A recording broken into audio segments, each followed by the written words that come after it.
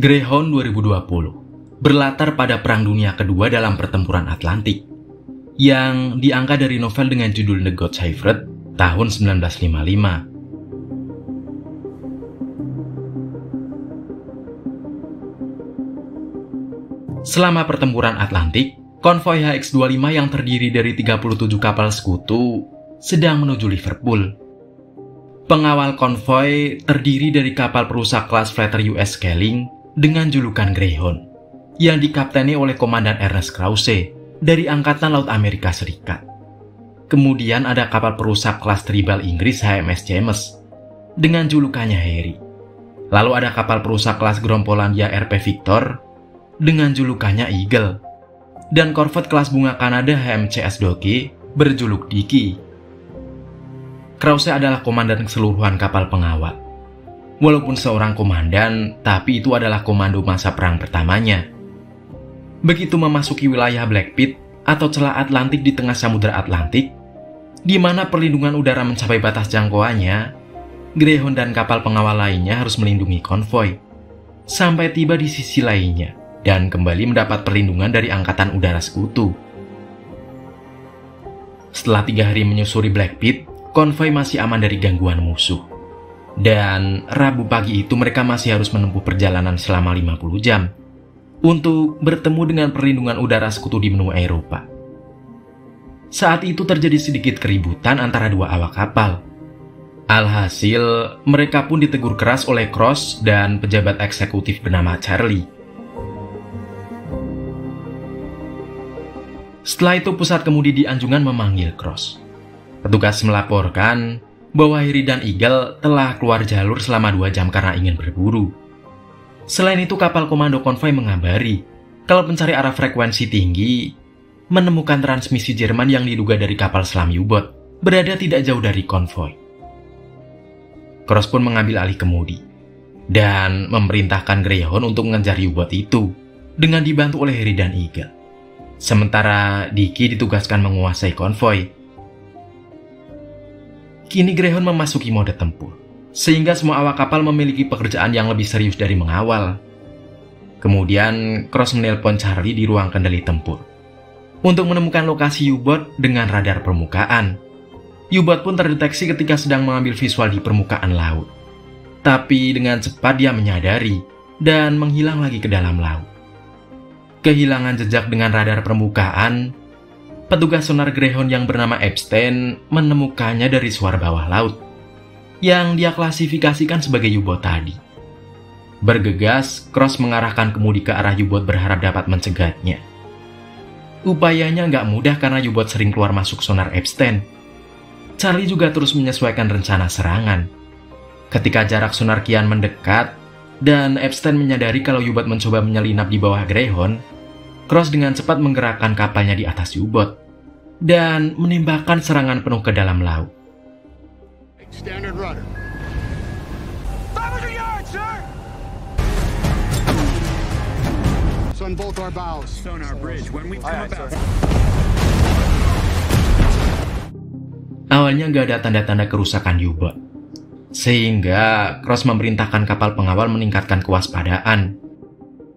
Tapi seorang kru di sisi lain melihat tumpahan minyak dari puing-puing U-boat, yang kemudian dikonfirmasi oleh Epstein bahwa sonar menangkap sinyal tenggelamnya U-boat. Para kru sangat gembira merayakannya, sementara Cross merasakan emosi pembunuhan pertamanya. Epstein, sir. Good work. Congratulations, sir. Internal quarters take us to condition 3. Kegembiraan itu nggak berlangsung lama, karena mereka menerima laporan tentang serangan bahaya di bagian belakang konvoi. Sebuah kapal dagang Yunani diserang oleh U-boat lain, dan dengan cepat tenggelam. Zero, alert all escorts, I'm going to the rear. Nautico, sir. It's emergency ship. Let's resume sweeps. Mr. Nystrom, I have the con. Captain has the... Kapal penyelamat Amerika Serikat Cadena dikerahkan untuk mengevakuasi korban selamat. Cross juga mengarahkan Greyhound ke sana untuk membantu. Namun, di tengah jalan sebuah U-boat menembakkan torpedo ke arah Greyhound. Cross mampu menghindarinya dengan manuver yang sangat akurat.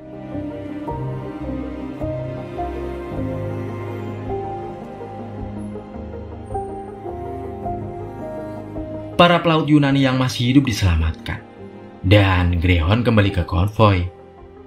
Tapi ketika pusat kemudi menerima banyak telepon dari kapal pengawal lainnya, mereka melihat Wolfpack atau gerombolan serigala yang terdiri dari 6 U-boat di luar konvoi. Namun tak ada tanda-tanda akan mendekat. Cross curiga mereka menunggu malam tiba untuk melancarkan serangan massal saat kapal pengawal tidak bisa terlihat. Charlie terus memantau pergerakan ke-6 U-boat itu dari radarnya. Sedangkan di luar, badan kapal mulai membeku akibat cuaca dingin di Atlantik. Hal itu sedikit mengganggu sistem radar yang sedang menangkap sebuah U-boat di dekat Greyhound. Mereka nggak bisa memastikan baringan atau penentu posisi kapal dan hanya bisa mengira-ngira. Karena ancaman sudah dekat, Cross menembak dengan perkiraan baringan itu. Namun sayang, semua tembakannya meleset. Petugas juga tidak bisa menemukan gangguan pada sistem radar. Satu-satunya cara yaitu harus mereset seluruh sistem, tapi nggak mungkin dilakukan saat itu. Sehingga mereka belum bisa memperbaikinya. Malam harinya U-boat mulai menampakkan dirinya di tengah konvoi. Greyhound menembaki salah satunya, tapi nggak melihat sebuah kapal barang ada di depan mereka. Dan hampir saja terjadi tabrakan. All hands standard!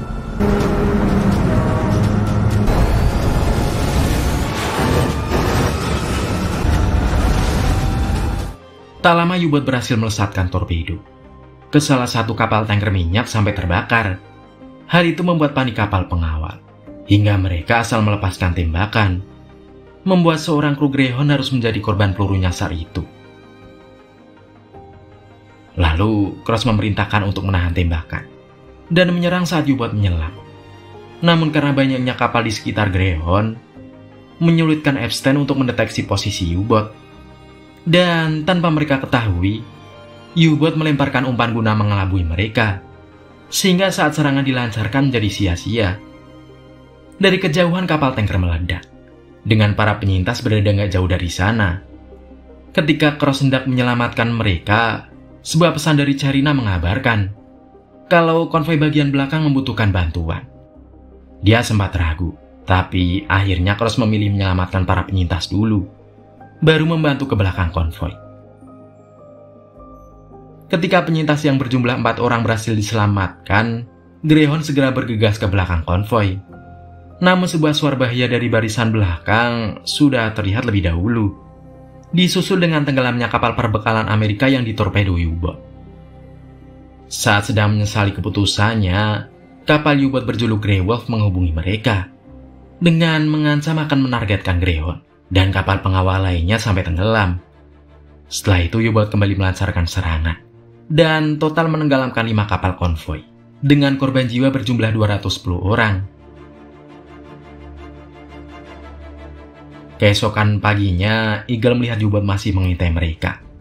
Sementara petugas amunisi bilang kalau mereka kekurangan stok bom akibat pertempuran tadi malam. Tak lama U-boat mendekat ke arah Greyhound dan Dicky. Saat semua tembakan mereka meleset, U-boat membalas dengan meluncurkan 2 torpedo yang juga meleset. Lalu Dicky segera menjatuhkan bom air dan memaksa U-boat menampakkan dirinya ke permukaan. Kemudian Greyhound mencegatnya. Namun U-boat sangat cerdik. Mereka menghindarinya dengan berlayar di samping Greyhound, di mana disitulah titik buta tembakan. Dicky yang sudah menunggu juga kesulitan menembak U-boat. Bahkan pelurunya ada yang nyasar ke Greyhound.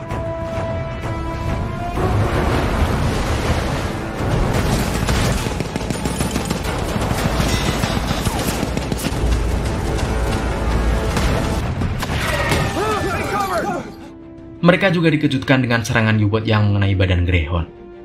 Kemudian Cross membalas dengan serangan masif, yang akhirnya menenggelamkan U-boat tersebut. Understood, Dickie.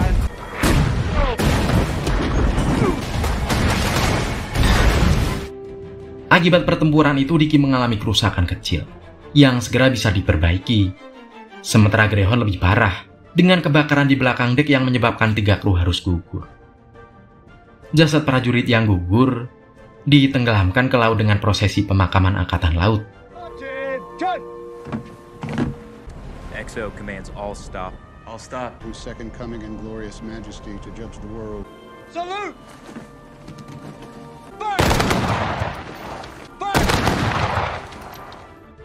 Selesai pemakaman, suara bahaya terlihat dari rombongan belakang, yaitu dari Eagle yang sedang terbakar karena ditorpedo oleh U-boat. Cross juga mengkonfirmasi status Eagle yang ternyata masih bisa bertahan dengan diderek Cadena.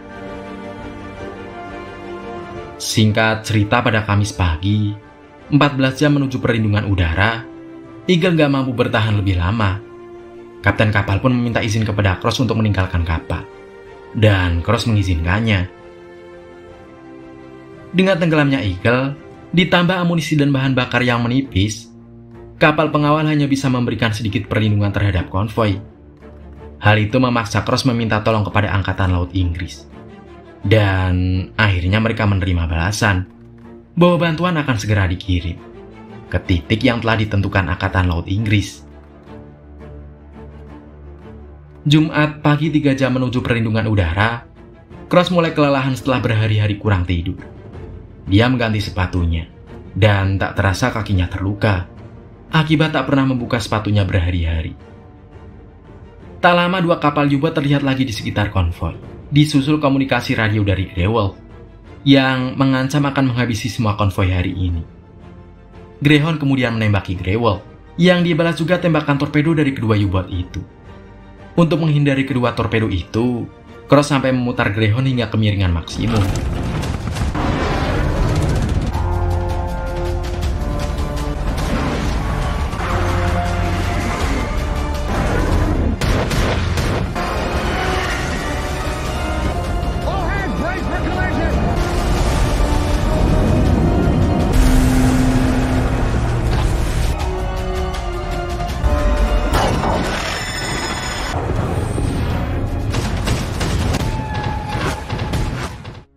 Pertempuran terus berlanjut, hingga Greyhound berhasil menenggelamkan Grey Wolf.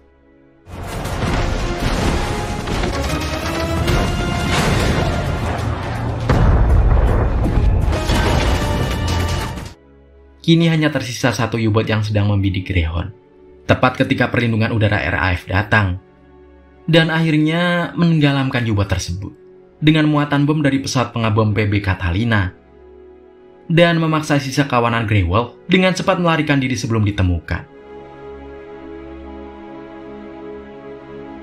Saat menilai kerusakan, Cross menerima kontak radio dari kapten kapal perusak Inggris Hamish Damon bahwa bantuannya telah tiba dan akan mengambil alih pengawalan konvoi sampai ke Liverpool. Sedangkan Greyhound, Harry dan Dickie diperintahkan menuju pangkalan Angkatan Laut London untuk diperbaiki. Kapten Hamish Damon juga memuji Cross atas pencapaian yang mampu menumbangkan 4 U-boat dalam komando pertamanya. Sebelum berpisah dengan konvoi, Cross menulis surat untuk mereka yang berisi ucapan terima kasih atas kerjasama mereka. Lalu dia menyerahkan kemudi kepada seorang kru, kemudian beristirahat di kabinnya. Semua yang ada di sana menatap Cross, karena mereka baru sadar bahwa Cross belum meninggalkan ruang kemudi semenjak memasuki Black Pit. Mereka sangat kagum dan memberi rasa hormat kepada Cross. Lalu ketika sedang menuruni tangga, Cross mendengar teriakan dari kapal konvoi, di mana para penumpangnya berterima kasih kepada Greyhound.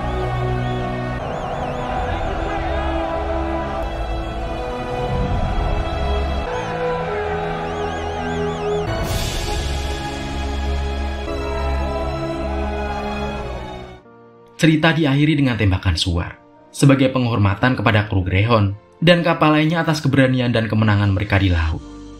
Cross pun masuk ke dalam kamarnya dan beristirahat.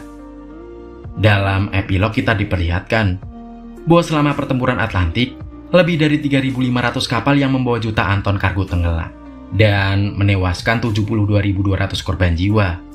Kemudian film pun selesai.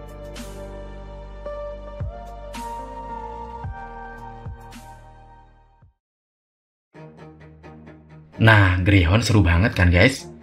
Perang memang mengerikan, namun semua orang yang terlibat pasti tak ingin melakukannya. Karena perang hanyalah kepentingan sebuah negara saja. Di IMDb, Greyhound dapetin rating 7 dari 10 nih.